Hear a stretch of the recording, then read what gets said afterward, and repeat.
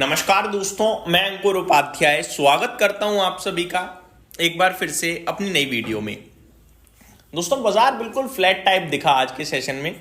2-3 बार इसने कोशिश करा निफ्टी ने 26,200 को ब्रेक करने के लिए, किया भी कुछ समय के लिए 26,233 तक गया और नीचे में भी इसने इनिशियल लेवल पे शुरुआत में 26,100 को ब्रेक करने की कोशिश करी, वो भी ब्रेक नहीं कर पाया। कहने वाली बात यह है, आज सुबह से ही जो बाजार में डेटा बिल्ड हो रहा था वो ऐसा दर्शा रहा था कि 26,200 ऊपर में ब्रेक नहीं होगा और 26,150 नीचे में ब्रेक नहीं होगा, फॉलोड बाय 26,100। मैंने अपने दूसरे चैनल पे 12:30 डेटा शेयर भी किया था।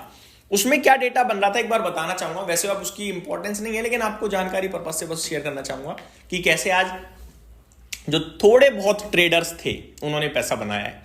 26,200 पे 12:30 बजे के समथिंग 4 करोड़ वॉल्यूम्स ट्रेड हो रखे थे जो कॉल को राइट करके बैठे थे 26,200 पे, और 26,150 पे 3.8 करोड़ वॉल्यूम्स ऐसे थे जो पुट को शॉर्ट करके बैठे थे, पुट को राइट करके बैठे थे, माफ कीजिएगा। और 26,100 पे 3.6 करोड़ वॉल्यूम्स ऐसे थे जो 26,100 की पुट राइट करके बैठे थे। यानी अगर आप एक पर्टिकुलर 1-to-1 कंपेयर करोगे तो 4 करोड़ ज्यादा है 3.8 3.6 से, लेकिन अगर आप स्ट्राइक प्राइस देखो तो दो स्ट्राइक प्राइस पे नीचे सपोर्ट था 1:1 का, ऐसे पीछे से धक्का लग रहा था। और ऊपर में केवल 26,200 पे ही 4 करोड़ थे, 26,250 पे 1 करोड़ 1.5 करोड़ था, 26,300 पे 2 करोड़ समथिंग था, वहां कोई वॉल्यूम नहीं था।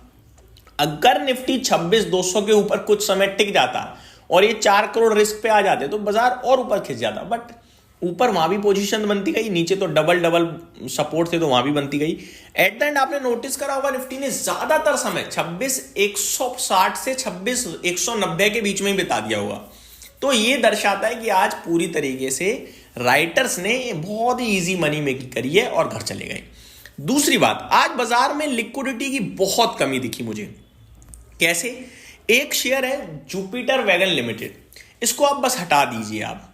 इसने आज 4,600 करोड़ का टर्नओवर किया है, 2 दिन से बड़े एक्शन में भी है, बनता है इसका टर्नओवर। लेकिन दूसरे नंबर पे जो सबसे हाईएस्ट टर्नओवर हुआ है ना आज, वो एचडीएफसी बैंक में हुआ है, मात्र 1,783 करोड़ का। यानी दूसरा कोई ऐसा शेयर नहीं है बाजार में जिसमें 2,000 करोड़ का टर्नओवर भी हो गया हो। ये छोड़ो, तीसरे नंबर का टर्नओवर जो है उसमें 1,500 करोड़ का भी टर्नओवर नहीं है, मात्र 1,388 करोड़ का टर्नओवर देखने को मिला है।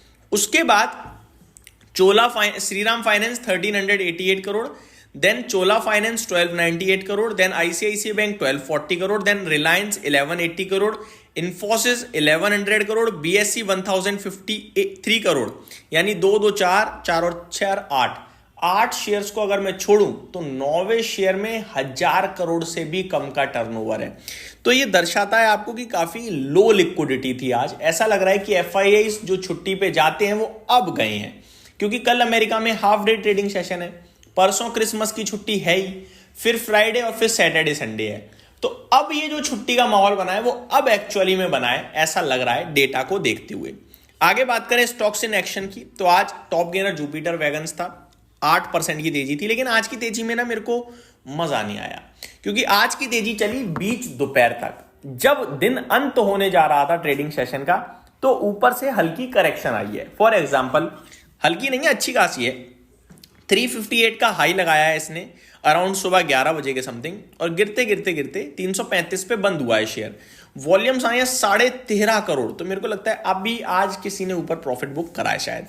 सिमिलरली इरकॉन इंटरनेशनल हाई 177 का था, क्लोजिंग 170 की आई है, 69 इनफैक्ट, बट इसमें मेरे को अभी भी स्ट्रेंथ दिखती है।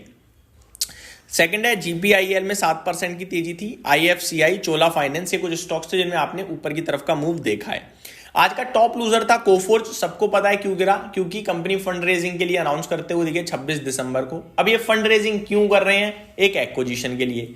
तो बाजार कह रहा है यार, आप आईटी कंपनी होके एक्विजिशन के लिए अगर फंड रेज करोगे दैट मींस आपकी तो बैलेंस शीट ही स्ट्रांग नहीं है। मजा नहीं आया, जिसमें कंपनी के पास रिजर्व पड़े हैं 7,000 करोड़ के समथिंग।